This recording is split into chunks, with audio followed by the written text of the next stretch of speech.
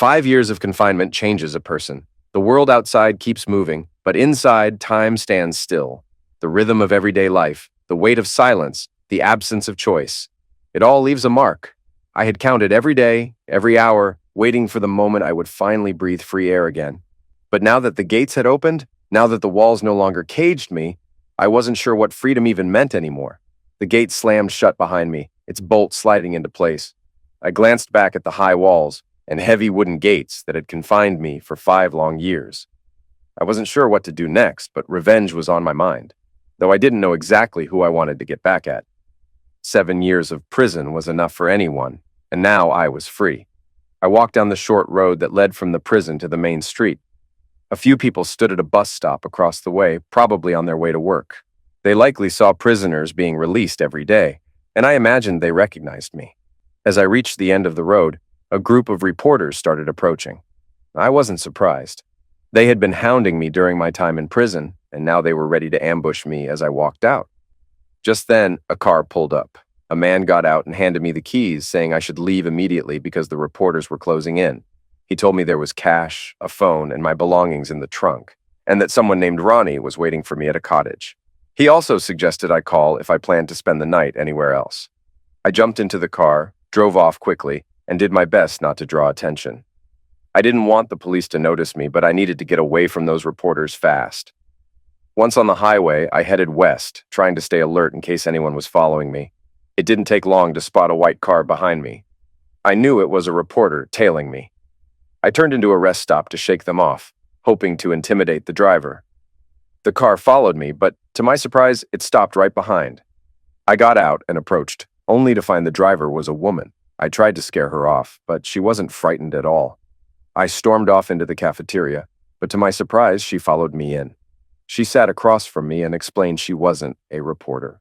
She was an insurance claims adjuster and said she could help me. Her father had worked in insurance and had been investigating my case. She told me that the company that insured Mary Simmons's life had paid out a policy after I was convicted, but her father had always suspected something was off, especially about the timing of the policy and the fact that William Simmons had canceled his own shortly after Mary's death. Her father had spent years keeping tabs on Simmons, trying to track down where all of Mary's money had gone. He had even looked into my case, convinced I was framed. When her father died, she picked up where he left off, trying to find Simmons, but he had vanished. I wasn't sure what to make of all this. She wanted me to talk about my case, but I wasn't ready yet. I needed time to think. I agreed to meet her again in a few days once I had sorted my thoughts. She gave me her contact information, thanked me, and left. After watching her go, I waited a little before getting back in my car and checking the road for anyone following me. I drove for about 60 miles before I was sure no one was tailing me. Then I took a side road heading home. When I reached the cottage, it was nearing 3 in the morning. The place had been arranged under a Bahamian company's name, courtesy of Ronnie McIntosh, my lawyer, occasional fixer, and closest friend. Technically, I was renting it, but in reality, it was just a layer of protection to keep certain financial interests safe from my ex-wife's reach. Ronnie had handled everything: car, money, a safe place to land after my release. He had always been the one to make sure Angela's greed didn't touch my offshore assets. The moment I stepped inside, he was waiting. He wasn't happy. I had taken longer than expected, making sure I hadn't been followed. Some woman, an insurance investigator named Helen Caffrey, had been on my tail, digging into the payout from Mary Simmons' death. The name rang a bell for Ronnie. He flipped through a folder with my name on it, pulling out old notes. It wasn't Helen he recognized, but her father, George Caffrey. When I was first imprisoned, the man had tried several times to meet with me, and I had refused every time. More recently, his daughter had come knocking. Ronnie had turned her away too. She had theories, ones that pointed to Bill Simmons and possibly her own father as suspects in Mary's murder. But Ronnie dismissed it. The police had already ruled Simmons out early in the investigation. His alibi had been airtight, leaving me as their convenient target. That part still stung. A wealthy woman was murdered in a luxury hotel. Days later, the police had me in handcuffs. A high-profile case, a quick conviction. It made careers. I had been an easy win for them, but for now, none of that mattered. What mattered was my kids. I wanted to see them. Ronnie hesitated before breaking the news. Angela was gone. She had sold the house, moved into an apartment for a while, then disappeared. No forwarding address, no trace. It didn't make sense. The house had been paid off. She had no reason to leave. Ronnie guessed it had something to do with the restraining order, the one that barred me from contacting her or coming near her home. Maybe she was afraid. Maybe she had just wanted to erase me completely from her life. I didn't care about the reasons. I just wanted to know where my kids were. I told Ronnie to find them, then send him away. I needed time to think. He ordered me some food, went over the cottage details, and left me to my first real night of freedom. I spent it with a bottle of scotch. By morning, I regretted that decision. The pounding in my head was relentless, and the last thing I wanted was company. But the moment I tried to bury myself under the covers, I heard a voice, cheerful, relentless, and coming straight toward my bedroom. Before I could react, the blanket was ripped away, and a woman placed a tray of food beside me. Sunlight flooded the room as she threw open the curtains. Her name was Jenny, my housekeeper, and she had no patience for my hangover. Before I could protest, she shoved a glass of something foul-tasting into my hands and practically forced me to drink it. Some family remedy, she claimed. It burned all the way down. She had already made up her mind about me. She didn't believe for a second that I had liquidated Mary Simmons. More than that, she was sure I had never even been involved with her. Jenny had worked as a janitor at the tennis club Mary had been a member of. She had seen firsthand the kind of men Mary preferred. Young, good-looking, and often more than one at a time. Not someone like me. Jenny and a few others had even told the police what they knew, but it had been ignored. The story of a murdered socialite tangled up with a businessman was a better headline than one that involved underage boys. The authorities had needed someone to pin it on. I'd been convenient. But Jenny wasn't just here to talk. When I finished eating, I called for her, expecting her to take the tray. Instead, she walked back in completely without clothes, confident, unapologetic. She had taken the job knowing exactly who I was, and she had no interest in playing the role of a traditional housekeeper. She wasn't shy about her motives either. Her ex-husband had cheated on her, and she was making sure he paid for it in her own way. When she had heard I had been locked up for 7 years without a woman, she had decided she was going to be the one to fix that. Ronnie, of course, had no idea. This was her own decision, one she seemed eager to act on. And after 7 years in a cage, I wasn't about to argue. When Jenny was done, she lingered a bit longer, teasing what she called the main event. She led me to the bathroom, where she had prepared a surprise, a jacuzzi tub already filled and waiting. She had always wanted to try one, she said, and that morning she got her wish. I had never had closeness underwater before. Not something I'd go out of my way to repeat if a decent bed had been available, but it was different, and Jenny was relentless.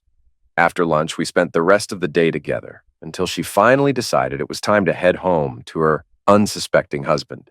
He was a fool, I thought. I wasn't looking for anything serious, but Jenny had been an unexpected gift. She told me I could have her any time, no strings attached, as long as I kept it a secret. I had no problem agreeing to that. That evening, I went to the village pub for a steak and a beer. Jenny had said the food was good, and she was right. While I ate, I caught sight of the bartender she had caught sleeping with her husband. One look at her, and I knew Jenny's husband was even more of an idiot than I had thought. She was a cheap, small-town girl with zero appeal. I wouldn't go near her if my life depended on it. The next morning, I woke to what I thought was a dream, only to realize Jenny was already up, vacuuming the cottage. After breakfast, we repeated the previous day's routine, only this time in the shower instead of the jacuzzi. Apparently, neither of us had been too thrilled about underwater closeness, but we still had our fun. At lunch, she stood at the sink washing dishes, giving me a playful wink. I had work to do, but Jenny had other ideas. When she lifted the back of her skirt to show she wasn't wearing anything underneath, my resolve vanished. A few moments later, she was bent over the kitchen table, and I was giving in to her insatiable appetite once again. When we were done, she casually mentioned that a woman had been sitting in a car down the road watching the house. Brunette, small white car, Helen Caffrey. That meant she had been poking around the village even before my release. She wasn't just curious. She was waiting for me. Jenny had seen her in town a few days ago and had already pieced together details I hadn't noticed. Helen had been married, had at least 2 kids, and had likely gone back to her maiden name after a divorce. Sharp as ever, Jenny had caught the faint outline of a wedding ring on her finger and had seen 2 child seats in the back of her car. I planned to call Helen, but Jenny had another idea. She wanted to surprise her, throw her off balance. I let her. By the time I came downstairs, Jenny was already giving Helen a tour of the living room, making casual small talk. She left to make tea while I took a seat across from my uninvited guest. Helen got straight to the point. She wanted to hear my version of events. She had already figured out where I lived, so following me hadn't been difficult. I agreed to talk. At the time of Mary Simmons' murder, I had been running a recruitment agency. My wife Angela stayed home with our 2 kids. I knew Bill and Mary Simmons through business. Mary's company sometimes hired me to find staff. Angela and I had dined with them a few times, but never became close. They weren't our kind of people, too arrogant. Angela, in particular, didn't like Bill. She once told me he had a way of looking at her that made her uncomfortable, like he was undressing her with his eyes. After that, we avoided socializing with them. Then, one morning, I heard on the news that Mary had been found dead in a hotel room. It was surprising, but didn't seem like a big deal at the time. The hotel was near her house, and she didn't strike me as the type to be sneaking around. Angela and I discussed it briefly, as anyone would when hearing about a murder involving someone they knew, and then moved on. A few days later, that all changed. The police showed up at my house at dawn, kicked in the door, arrested me for Mary's murder. They had a search warrant for my home and office, and they claimed to have found overwhelming evidence tying me to her. Hotel receipts, matchbooks from the same hotel, my fingerprints on a champagne bottle in her room. A hotel employee swore he had delivered a bottle of champagne and had seen me with her. The receipt for the bottle, they claimed, was in my jacket pocket. My car's license plate was logged at the hotel's parking lot, but the employee who claimed to have seen me couldn't describe my car. He had only written down the plate number. Even I had to admit, it looked bad. Helen asked if I had an alibi. I didn't. That night, I had been alone in my office preparing payroll. My staff had seen me working late, but that didn't prove I hadn't left, committed murder, and returned. She asked if I had any idea how the evidence had ended up in my pockets. The answer was simple. The police planted it. Helen hesitated. She found it hard to believe the cops would go that far. But if not them, then who? She had a theory I wasn't ready to hear. Angela. She suggested my wife had set me up. I shut that down immediately. Angela had no reason to do something like that. Helen asked where Angela and the kids were now. I had no answer. She had disappeared. I had said things I regretted when she filed for divorce, and she probably thought I was dangerous. But that didn't mean she had framed me. Helen kept pressing. Why had I been doing payroll so late that night? Angela had arranged an interview for us at the best school in the city. The parents had to attend, so I had stayed late at the office to finish work in time for the meeting. Helen called that into question. The interview had been planned months in advance, not something Angela had set up at the last minute. She produced a document from the school's headmistress confirming this. Then she laid down a photograph. Bill Simmons, then another. More blurry surveillance footage. Bill again, but this time near Angela's old apartment. Helen pointed out something chilling. The child holding Bill's hand in one of the images looked like my eldest daughter. And the woman at the door of the store? Angela. The realization hit like a punch to the gut. Bill Simmons had been a regular visitor at Angela's apartment. There were no security cameras inside, but the building's doorman had recognized Bill immediately. He had spent the night there often. I sat in stunned silence. Angela had always claimed to dislike Bill. She had said he made her uncomfortable, but maybe that had been a lie, a cover to keep me from suspecting anything. Jenny chimed in, offering a blunt truth. Angela might have played me all along. Pretending to be wary of Bill had kept me from inviting the Simmonses over too often.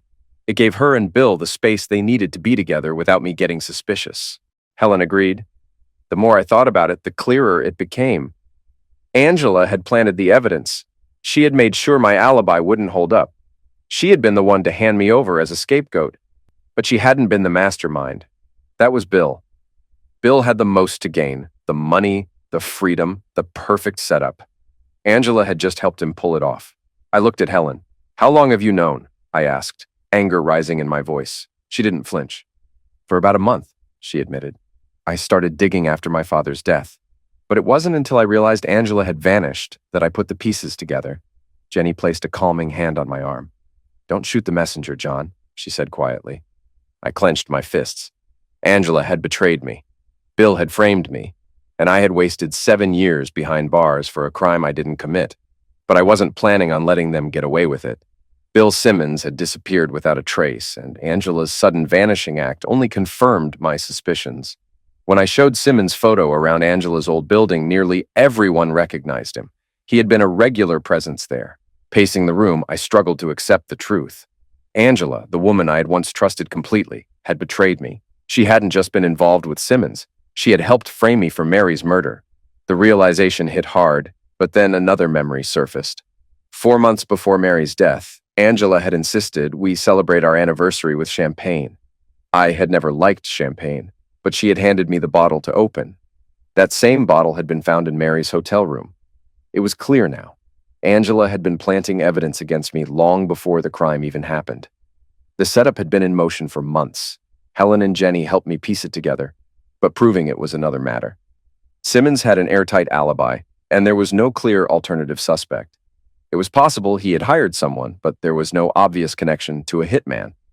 The only person we knew had lied was the hotel waiter who had claimed to see me in Mary's room.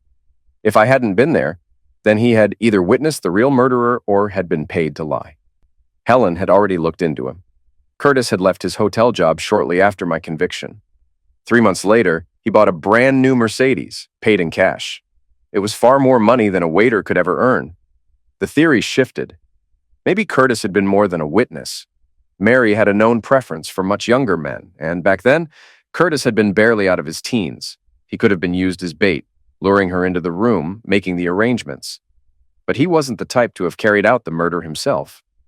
Helen turned her focus to another suspect, the hotel's night manager. He had claimed to be on duty at the front desk all evening, yet hadn't seen me enter or leave.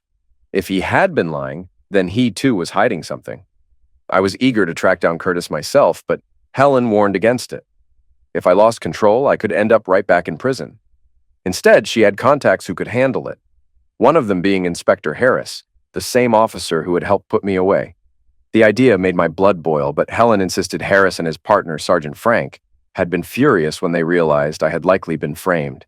They had even tried to visit me in prison, but I had refused to see them. Now, they were investigating the case, but they needed solid proof. Without the real butcher, they had no way of overturning my conviction. I had no choice but to cooperate. To shift the mood, Jenny gave Helen a tour of the cottage. I had been there for 2 days and hadn't even explored the property.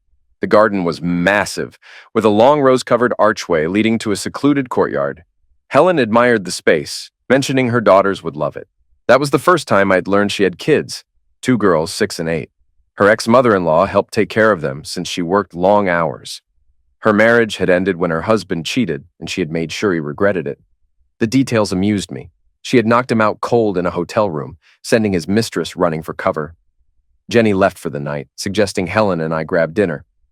We went to the local pub, where I had steak again while she ordered pasta. Afterward, she headed home, and I stayed at the bar, ignoring the bartender's attempts to catch my attention. The next morning, Jenny woke me up early, shaking my shoulder. The police had arrived. Inspector Harris was waiting downstairs. Jenny left the room with a knowing smile while I dragged myself out of bed. The pounding in my head was a clear sign I had overdone it with the drinking. I barely remembered getting home. Swearing to cut back on alcohol, I downed Jenny's vile-tasting hangover cure, already making a mental note to ask her for the recipe. It was awful, but it worked. Downstairs, Jenny casually informed me that the police were waiting outside. Without a warrant or probable cause, they had no right to enter unless invited, and she had made sure they knew it.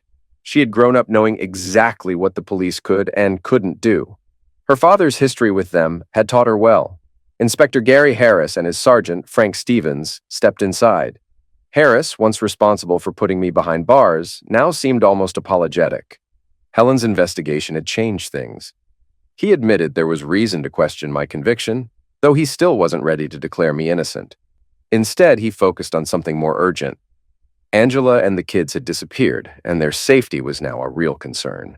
If Bill Simmons had liquidated his wife and Angela had helped frame me, then she knew far too much. With my release, Simmons might see her as a liability.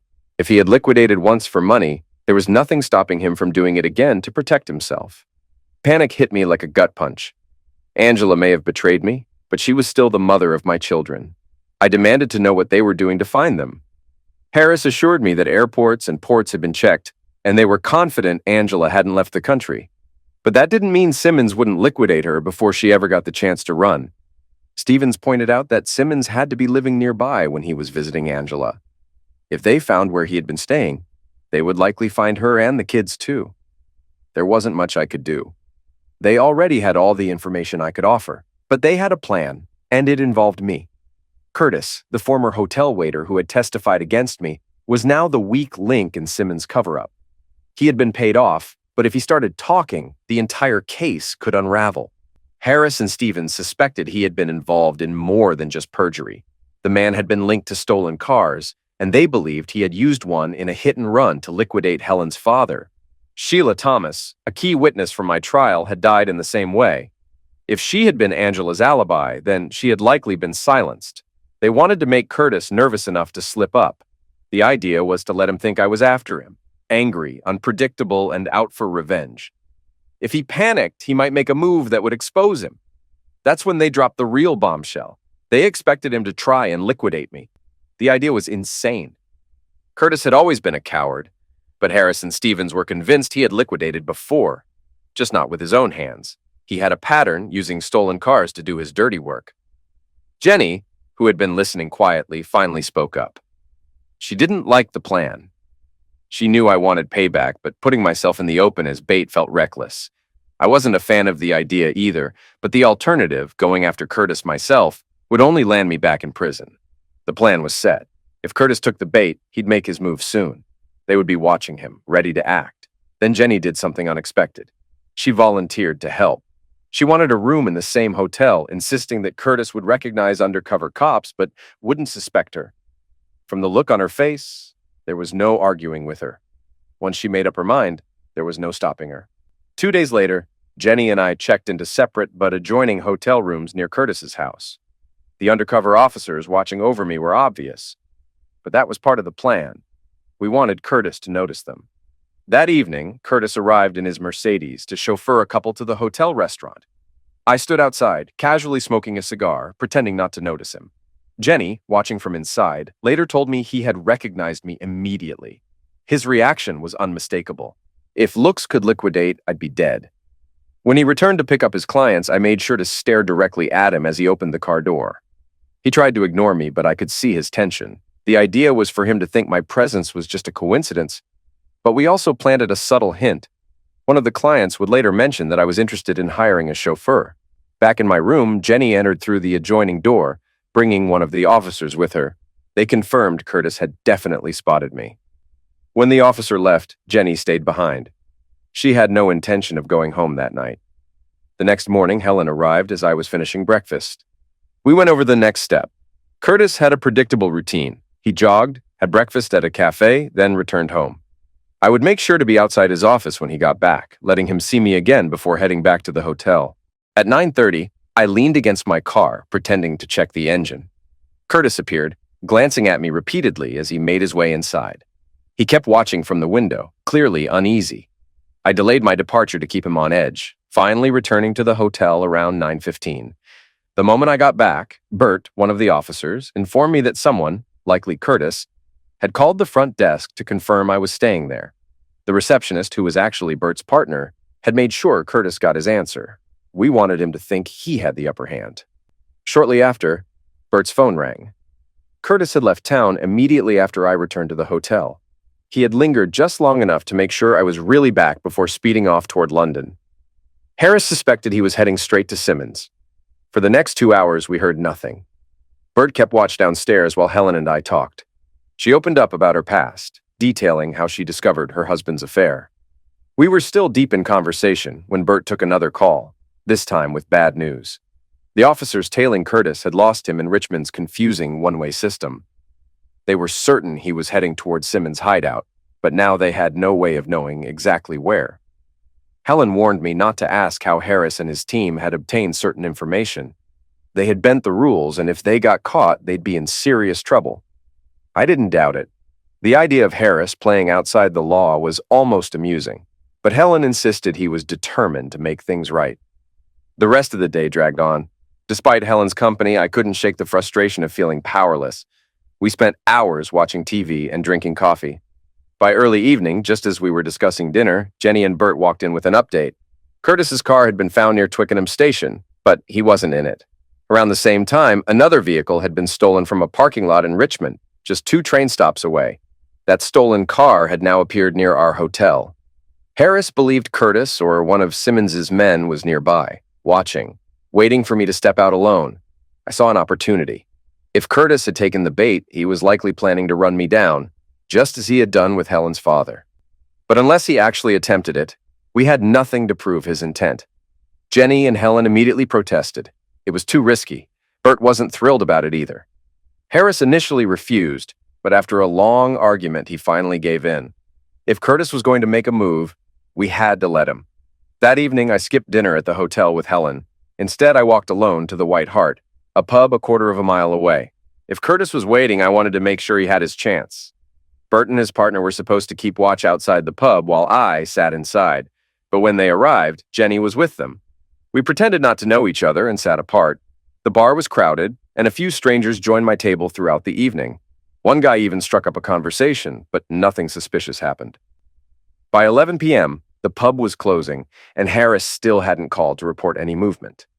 Frustrated, I stepped into the restroom and called him myself. He told me to head back to the hotel. Nothing was happening. As I exited, I noticed Bert on the phone.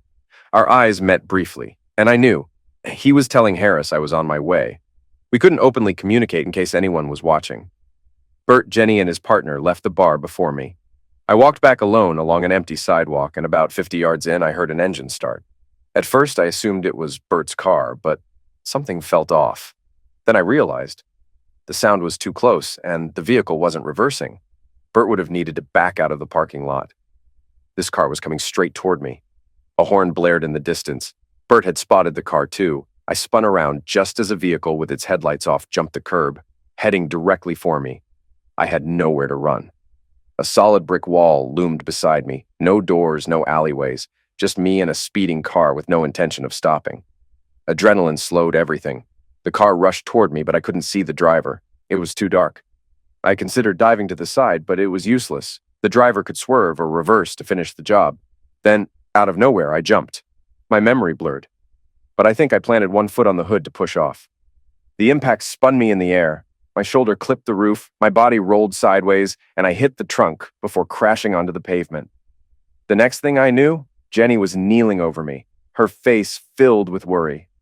My body ached, but I could move my fingers and toes. My shoulder throbbed, likely from slamming into the car, but nothing seemed broken.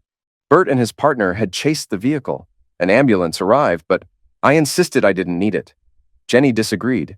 She said I'd been unconscious for 5 minutes. I barely remembered the ride to the hospital. Once there, doctors poked, prodded, and scanned me endlessly.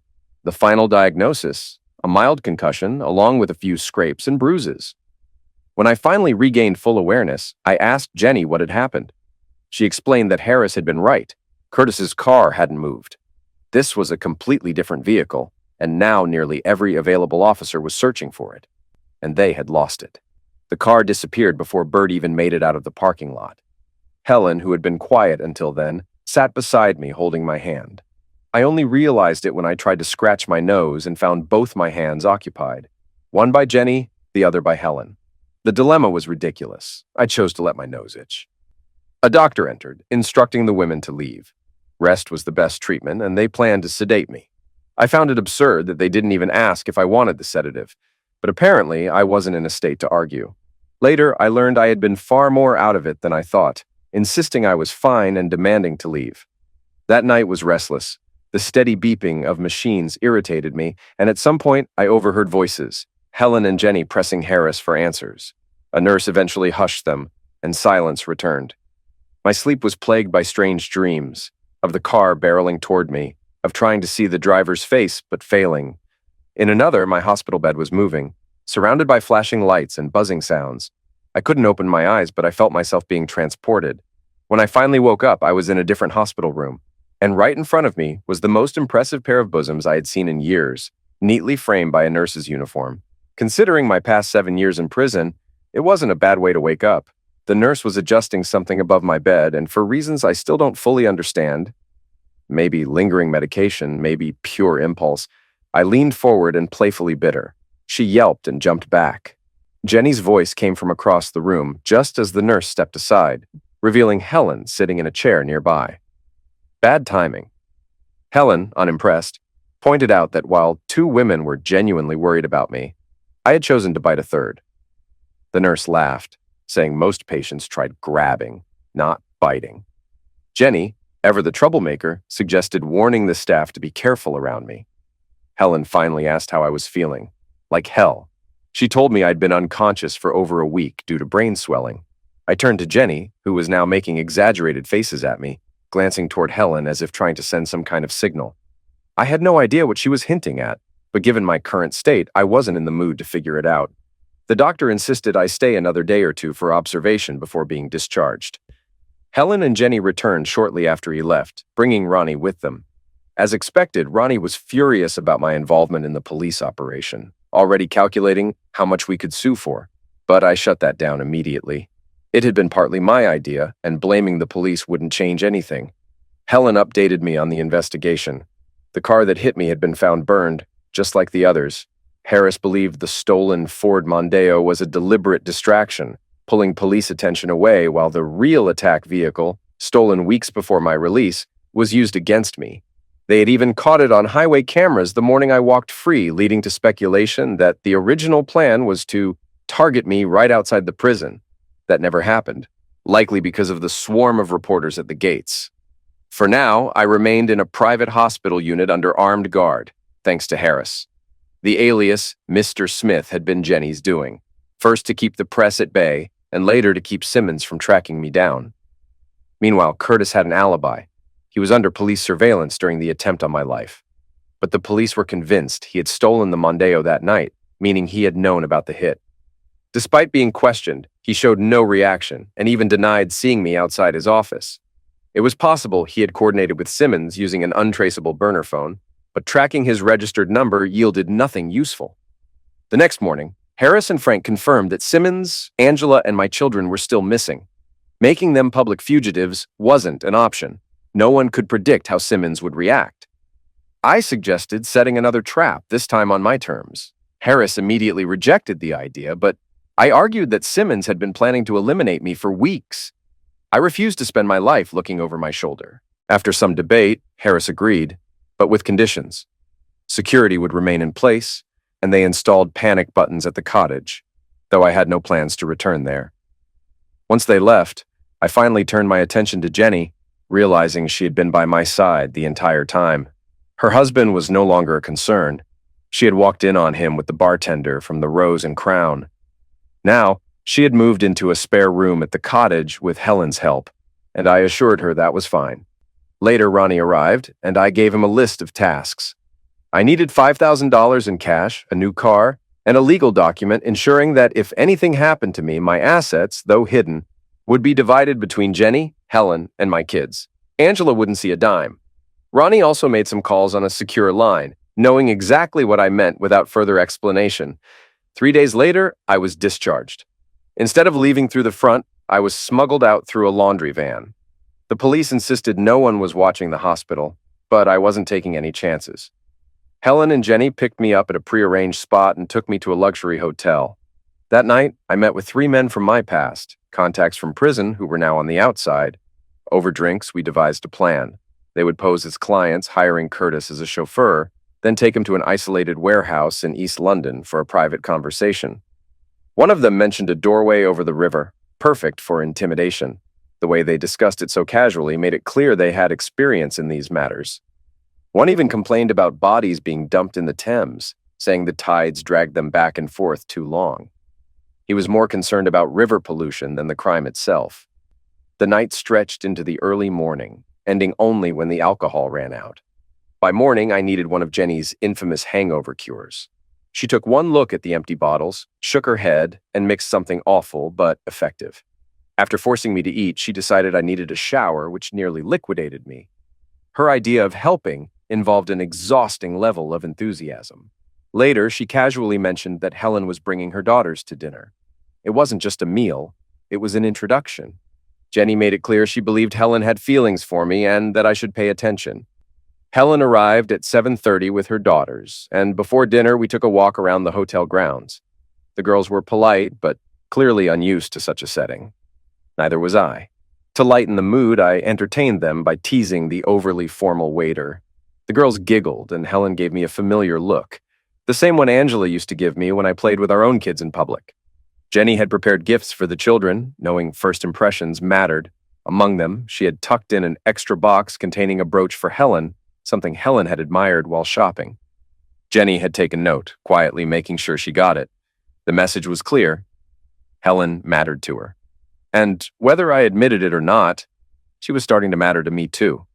The dinner had been an unspoken test, an introduction of sorts to see how Helen's daughters reacted to me. After they left, Jenny, pleased with how the evening had gone, insisted we celebrate at the bar. She was certain the kids liked me, playfully calling me Superman for the way I had dodged the car. The night stretched late, and at some point, it became clear that Jenny had no plans to leave. The hours blurred between sleep and moments of activity, and it was mid-morning when my phone rang with an unfamiliar number. Jenny wanted to come along, but I refused. I wasn't dragging her into this. The drive to the warehouse took nearly 2 hours. Upon arrival, I was led inside through a series of connected buildings until we reached one by the river. Curtis's Mercedes sat abandoned in the middle of the space. He had been here all night. Inside a small office, my contact briefed me. Curtis had been locked in the trunk for hours while the crew casually discussed ways to dispose of him, ensuring he was terrified before they even started questioning him. He was rattled, confused, and already broken before the first question was asked. The plan was simple: make Curtis believe they weren't after Simmons, but after me. If he thought these men had no interest in Bill Simmons, he might accidentally reveal where Simmons was hiding, hoping to shift attention away from himself. They dragged him from the trunk, and the first few questions were met with obvious lies. He claimed he hadn't seen me in years. Well-placed punch to the gut changed that. Fear had a way of making people talk, and Curtis was no exception. He admitted he assumed I was hunting him for testifying against me, but the story didn't hold up. If I truly wanted revenge, he would have been dead already. Under pressure, he finally slipped. He claimed I was looking for my woman, revealing he knew Angela had left with Simmons. That wasn't widely known information, which meant he was closer to Simmons than he had let on. As the threats intensified, Curtis panicked, his eyes darting between the men surrounding him. When a crowbar appeared, he lost whatever composure he had left. He confessed that Simmons had been hiding somewhere near Southampton. Simmons regularly had Curtis steal cars and leave them there, always picking them up himself. Payments arrived by mail, postmarked from Southampton, hidden inside cassette cases or sealed envelopes. It was clear he had been living in the area for some time. Under further questioning, Curtis revealed a bigger secret. He had played a role in framing me for Mary Simmons' murder. He had stolen a bottle of champagne and glasses from the hotel, handing them off to Simmons. Somehow, Simmons had planted my fingerprints on them before placing them in his wife's room. Since Mary always ordered champagne for her meetings, it hadn't seemed out of place. Curtis had been the one to deliver it that night, and later testified that he saw me there. I pressed further. Had he seen anyone else in her room? He hesitated before admitting that while he hadn't, someone could have been hiding in the bathroom. The room she always used had a fire escape directly outside. He suspected that was how her lovers came and went unseen. The information was unsettling, but it confirmed my suspicions. Simmons had orchestrated everything from the start. As Curtis slumped in the chair, out of breath and drained, my contact gave me a questioning glance, waiting to see if I had more to ask. But my mind was elsewhere. A buried memory surfaced. Angela's aunt had owned a house on the outskirts of the New Forest, not far from Southampton. If Simmons was hiding, that might be where he had taken Angela and my children. I'd only been to Angela's aunt's house once, but I remembered enough to place it. Isolated, no neighbors, the perfect hideout. If the old woman had passed away, Angela might have inherited it, making it an ideal place for Simmons to lay low. It was also conveniently close to Southampton. My contact must have noticed the shift in my expression. He asked if I'd remembered something. I told him I had a lead, but I wasn't calling the police just yet. If Simmons was there and felt trapped, he could take my kids hostage or worse. I needed to see the situation before things spiraled out of control. Curtis, still terrified, had been locked back in his car trunk to ensure he wouldn't warn Simmons. I agreed to keep it that way until I confirmed my suspicions, but I wasn't going alone. 2 of my guys insisted on coming as backup. By the time I reached Winchester, I called Harris, letting him know where I was headed. He wasn't happy and told me not to do anything reckless, but I had already gained an hour on him. He and Frank were chasing me down, but they didn't know what car I was driving and couldn't alert local police without tipping off Simmons. We parked a mile from the house and waited for nightfall. I shut off my phone to avoid being tracked. My backup, far more patient than me, drank from a flask and reminded me that waiting was part of the game. Approaching the house, it looked deserted. I eased the door open, just enough to peek inside. The room appeared empty at first glance, but just as I caught sight of a motionless foot on the floor, something struck the back of my head, and everything went dark. When I came to, I was lying inside the very room I had been trying to enter. Pain throbbed through my skull, but a worse realization settled in. I wasn't alone. A few feet away, sprawled on the floor, was Bill Simmons, dead. Angela's voice cut through the fog in my mind. She was sitting across the room, a tool in her hand, completely composed. She explained her plan, almost casually. To the police, it would look like I'd broken in, seeking revenge for her betrayal.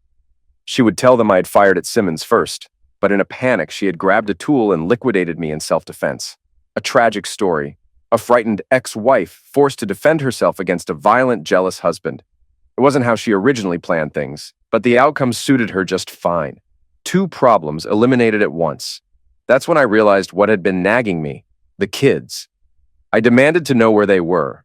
Angela assured me they were safe, tucked away at a boarding school in Kent, far from this mess. She was confident she'd get away with it. The tool, an automatic, was a type she had no known experience with, adding to the illusion of a desperate woman firing in fear.